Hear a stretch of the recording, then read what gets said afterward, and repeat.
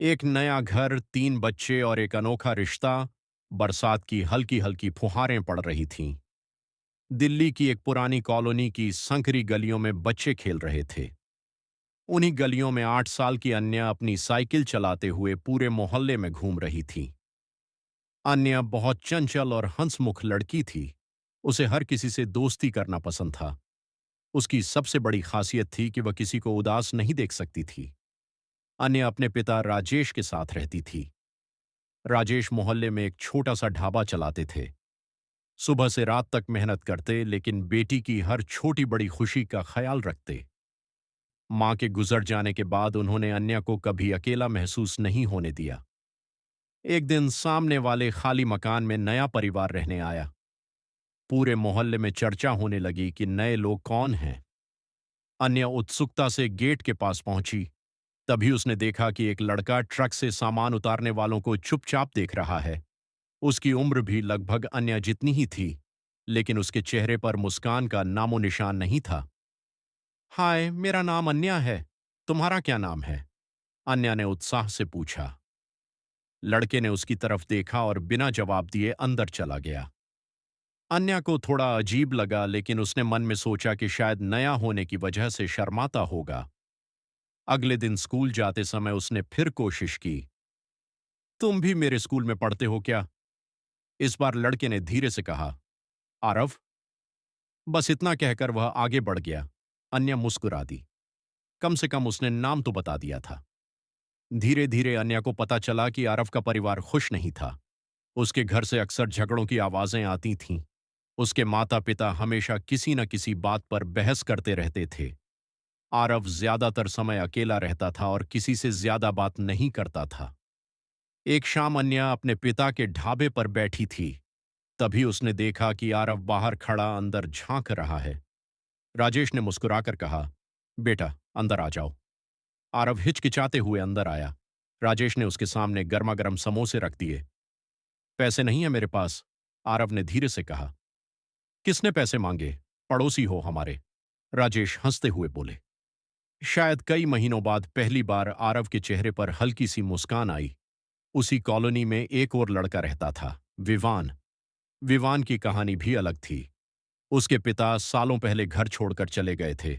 उसकी मां दिन रात काम करती थीं ताकि घर चल सके। कई बार ऐसा होता कि विवान शाम तक अकेला बैठा मां का इंतजार करता रहता। वह बाहर से बहुत मजबूत दिखता था, लेकिन अंदर ही अंदर उसे हमेशा अपने परिवार की कमी महसूस होती थी। एक दिन स्कूल में कुछ बड़े लड़के विवान को परेशान कर रहे थे। तेरे पापा तो तुझे छोड़कर चले गए, एक लड़के ने मजाक उड़ाया। विवान की आंखों में आंसू आ गए, लेकिन उसने किसी को नहीं दिखाए। उसी समय अन्या वहां पहुंच गई।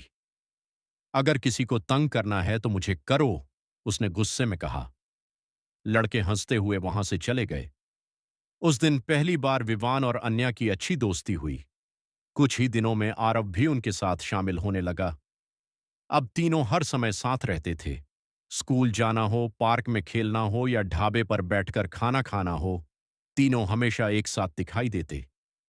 राजेश भी उन्हें अपने बच्चों जैसा मानने लगे। कई बार विवान सीधे स्कूल से ढाबे पर आ जाता। कभी आरव वहां घंटों बैठा रहता, क्योंकि घर में झगड़े चल रहे होते। राजेश किसी से सवाल नहीं करते थे। बस खाना खिलाते, पढ़ाई पूछते और प्यार से समझाते। एक रात बहुत तेज बारिश हो रही थी। आरव घर के बाहर अकेला बैठा था। उसके माता पिता का फिर से झगड़ा हुआ था। अन्या ने उसे देखा और तुरंत अपने पिता को बुलाया। राजेश छाता लेकर बाहर आए।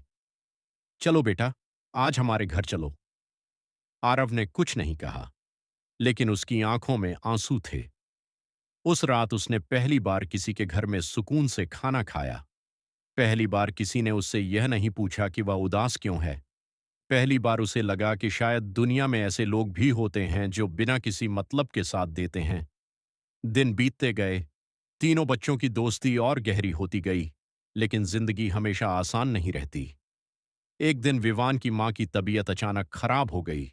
उन्हें अस्पताल ले जाना पड़ा। विवान बुरी तरह डर गया।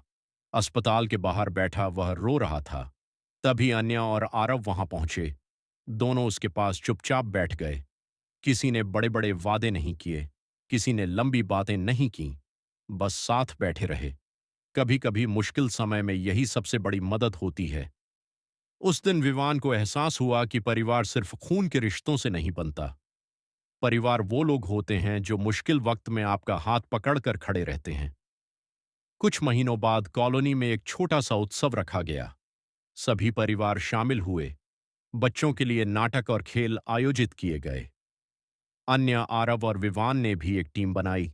उन्होंने प्रतियोगिता जीती या नहीं यह किसी को याद नहीं रहा। लोगों को सिर्फ यह याद रहा कि तीनों बच्चों के चेहरे पर कितनी खुशी थी। उस रात राजेश ने तीनों को साथ बैठकर खाना खिलाया। उन्हें देखते हुए उनके चेहरे पर संतोष था, क्योंकि उन्हें पता था कि इन बच्चों की जिंदगी में चाहे कितनी भी मुश्किलें आएं, अब ये अकेले नहीं हैं। इनके पास एक दूसरे का साथ है। और कई बार जिंदगी में सबसे बड़ी दौलत यही होती है, ऐसे लोग जो बिना किसी रिश्ते के भी परिवार बन जाते हैं।